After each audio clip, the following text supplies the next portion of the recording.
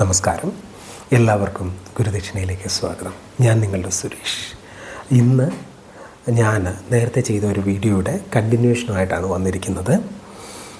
ഇത് ഞാൻ വളരെ താമസിച്ച് ചെയ്യാനുള്ള കാരണം നമ്മുടെ MLA അൻവർ അഡ്വക്കേറ്റ് ജയശങ്കറിനെ വളരെ മോശമായ രീതിയിൽ, മ്ലേച്ഛമായ രീതിയിൽ അധിക്ഷേപിക്കുകയുണ്ടായി. ഒരുപക്ഷെ ജയശങ്കർ അതിനൊരു മറുപടി കൊടുക്കുകയാണെങ്കിൽ അത് കഴിഞ്ഞിട്ട് ഈ വീഡിയോ ചെയ്യാം എന്നാണ് ഞാൻ വിചാരിച്ചിരുന്നത്.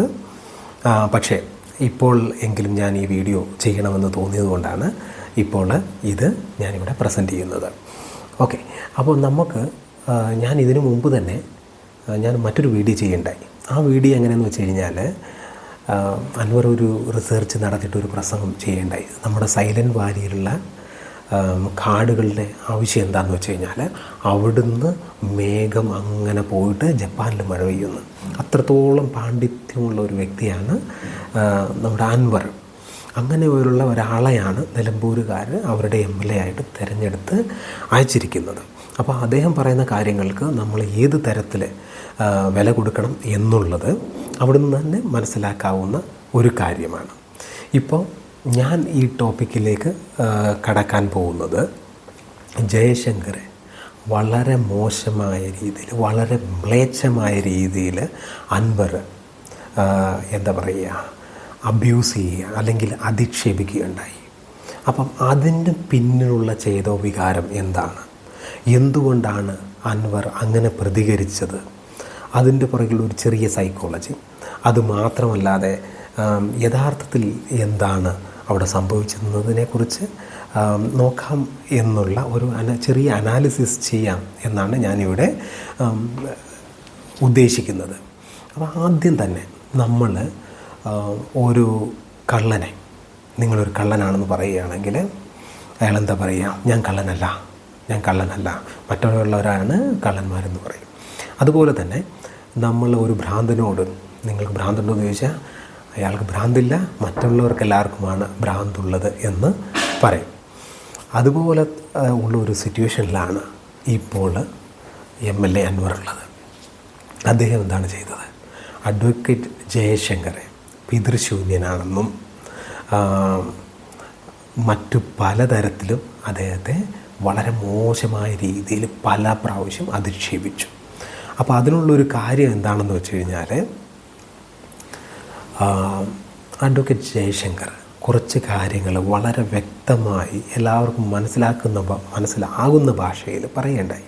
നമ്മൾ അഡ്വക്കേറ്റ് ജയശങ്കറിൻ്റെ വ്യക്തിത്വത്തെക്കുറിച്ച് നോക്കിയാൽ, ഇപ്പോൾ കേരളത്തിലെ രാഷ്ട്രീയത്തെ ഏറ്റവും നന്നായിട്ട് അനലൈസ് ചെയ്യാൻ കഴിവുള്ള ഒരു വ്യക്തിയാണ് അദ്ദേഹം എന്ത് കാര്യങ്ങളുണ്ടെങ്കിലും, ആർക്കൊക്കെ എന്തൊക്കെ വിഷമം തോന്നുമെന്നുണ്ടെങ്കിലും പറയേണ്ട കാര്യങ്ങൾ വളരെ കൃത്യമായി വെട്ടിത്തുറന്ന് പറയുന്ന ഒരു വ്യക്തിയാണ്. അതുകൂടാതെ തന്നെ അദ്ദേഹത്തിൻ്റെ പാണ്ഡിത്യം എന്ന് പറഞ്ഞു കഴിഞ്ഞാൽ, അത് അറിവ്, കേരള രാഷ്ട്രീയത്തിലെ അല്ലെങ്കിൽ ഇന്ത്യൻ രാഷ്ട്രീയത്തിലെ അല്ലെങ്കിൽ ലോക രാഷ്ട്രീയത്തിലുള്ള അറിവ് വളരെ വലുതാണ്. അപ്പോൾ അതുകൊണ്ട് തന്നെ അദ്ദേഹത്തിൻ്റെ സ്വീകാര്യത എന്ന് പറഞ്ഞു കഴിഞ്ഞാൽ വളരെ വളരെ വലുതാണ്. എല്ലാവരും അദ്ദേഹത്തിൻ്റെ വീഡിയോ വരുന്നതിനായിട്ട് യൂട്യൂബിൽ കാത്തിരിക്കുന്നത് നമുക്കറിയാവുന്നതുമാണ്. അപ്പോൾ അത്രയധികം ക്രെഡിബിലിറ്റി ഉള്ള ഒരു വ്യക്തിയാണ് ജയശങ്കർ. അദ്ദേഹം ഒരു നഗ്ന സത്യം വിളിച്ച് പറയുകയുണ്ടായി. അദ്ദേഹം പറഞ്ഞത് ജലീലിനെ പറ്റിയും അൻവറിനെ പറ്റിയൊക്കെയാണ്. അവരുടെ ഒരു മതപരമായ അജണ്ടയെക്കുറിച്ച് അദ്ദേഹം തുറന്നു പറയുകയുണ്ടായി. അപ്പോൾ ഇങ്ങനെ അജണ്ട ഉള്ളവർക്ക് അത് സമ്മതിക്കാൻ പറ്റുമോ? ഇല്ല. അപ്പോൾ അവർക്ക് അതിലൂടെ ഒരു വലിയ മുറിവ് തന്നെ പറ്റി. അപ്പോൾ അതെങ്ങനെയും കവർ ചെയ്യണ്ടേ? അതിനുവേണ്ടി ചെയ്യാൻ പറ്റുന്ന ഏറ്റവും വലിയ കാര്യം, ഒഫൻസീവ് ആകുന്നതിനേക്കാൾ നല്ലത് ഡിഫെൻസീവ് ആകുന്നതിനേക്കാൾ നല്ലത് ഒഫൻസീവ് ആകുകയാണ് എന്നുള്ളതാണ്.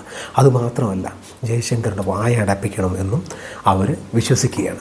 അപ്പോൾ അതുകൊണ്ട് വന്നിട്ട് തൻ്റെ സ്വഭാവം പുറത്ത് കാണിക്കുന്ന രീതിയിലുള്ള ഒരു അബ്യൂസിങ്ങാണ് അൻവർ നടത്തിയിരിക്കുന്നത്. ഇങ്ങനെ ഒരു അബ്യൂസിങ് നടത്തുന്നത് തന്നെ അദ്ദേഹത്തിൻ്റെ സംസ്കാരത്തെ, അദ്ദേഹം എന്ന് വിളിക്കാൻ പാടില്ല, MLAയുടെ സംസ്കാരത്തെയാണ് വിളിച്ച് പുറത്ത് കാണിക്കുന്നത്. തൻ്റെ സംസ്കാരത്തിന് പറ്റുന്ന രീതിയിൽ മാത്രമേ ഒരാൾക്ക് പ്രതികരിക്കാൻ പറ്റുകയുള്ളൂ. അതുകൊണ്ടാണ് ജയശങ്കർ ഒരു കാര്യത്തിൽ പ്രതികരിക്കുകയാണെങ്കിൽ എങ്ങനെയെന്നും അൻവർ പ്രതികരിക്കുമ്പോൾ ഉണ്ടാകുന്ന വ്യത്യാസവും അതാണ്.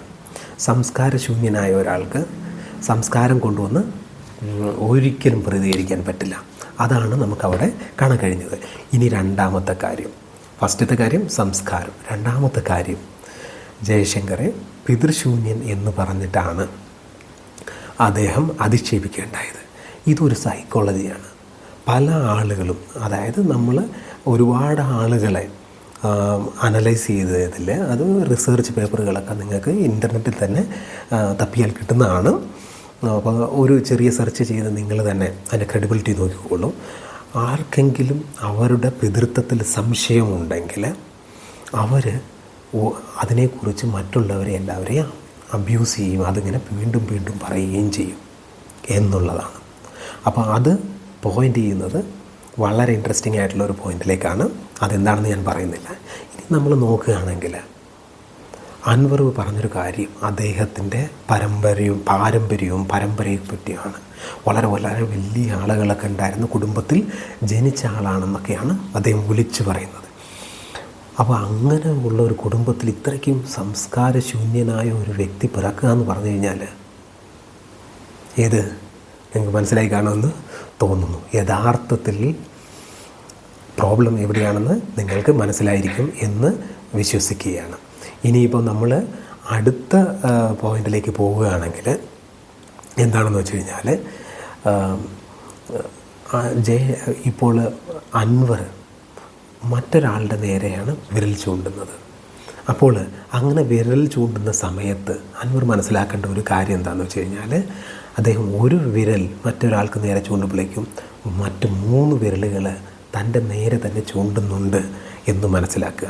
എന്ന് പറഞ്ഞാൽ അൻവർ ഒരാളെ പിതൃശൂന്യൻ എന്ന് പറയുമ്പോൾ 3 വിരലുകൾ അൻവറിന് നേരെ ചൂണ്ടുന്നുണ്ട്. അപ്പോൾ അത് നമ്മൾ മനസ്സിലാക്കേണ്ട ഒരു കാര്യമാണ്. ഇനി നമുക്ക് ഈ ടോപ്പിക്കിന് വേറൊരു തരത്തിൽ ചിന്തിക്കാവുന്നതാണ്. നമ്മുടെ കേരളത്തിൽ ക്ലോണിങ് ഇതുവരെ അനുവദിച്ചിട്ടുള്ളൊരു കാര്യമല്ല.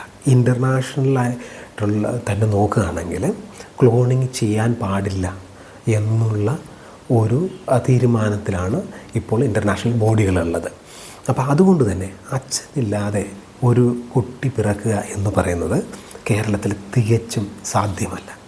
അപ്പോൾ അങ്ങനെ നോക്കുമ്പോൾ അച്ഛനില്ലാതെ ആരും തന്നെ കേരളത്തിലോ അല്ലെ ഇന്ത്യയിലോ പിറക്കുന്നില്ല എന്ന് വേണം നമുക്ക് മനസ്സിലാക്കാനായിട്ടുള്ളത്.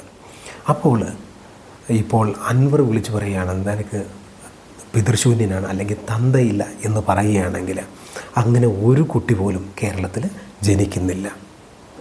എല്ലാവർക്കും ഒരു അച്ഛനുണ്ട്.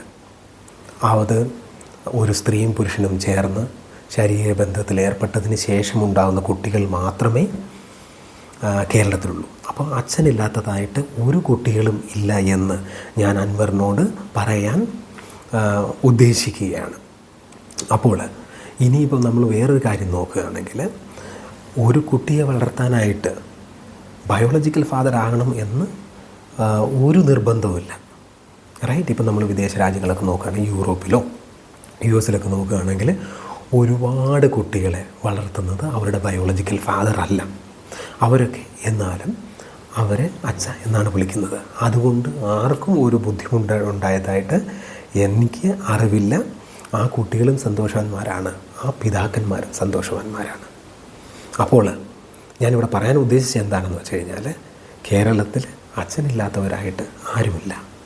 അച്ഛൻ മരിച്ചു പോയിട്ടുണ്ടാകാം, അല്ലെങ്കിൽ അവരെ ഒരുപക്ഷെ നോക്കുന്നത് അല്ലെങ്കിൽ വളർത്തുന്നത് മറ്റൊരു വ്യക്തിയായിരിക്കാം എന്ന് മാത്രമാണ് ഉള്ളത്. ഓക്കെ, അപ്പോൾ അൻവർ ഇനിയെങ്കിലും ആർക്കെങ്കിലും തന്തയില്ല എന്ന് പറഞ്ഞ് അധിക്ഷേപിക്കാൻ ശ്രമിക്കുകയാണെങ്കിൽ അങ്ങയുടെ അറിവിലേക്കായിട്ട് ക്ലോണിങ് ഇതുവരെ അത്രയ്ക്ക് പോപ്പുലർ ആയിട്ടില്ല എന്ന് മാത്രം പറഞ്ഞുകൊണ്ട് ഈ വീഡിയോ ഞാനിവിടെ അവസാനിപ്പിക്കാൻ ശ്രമിക്കുകയാണ്. Thanks for watching. Bye bye.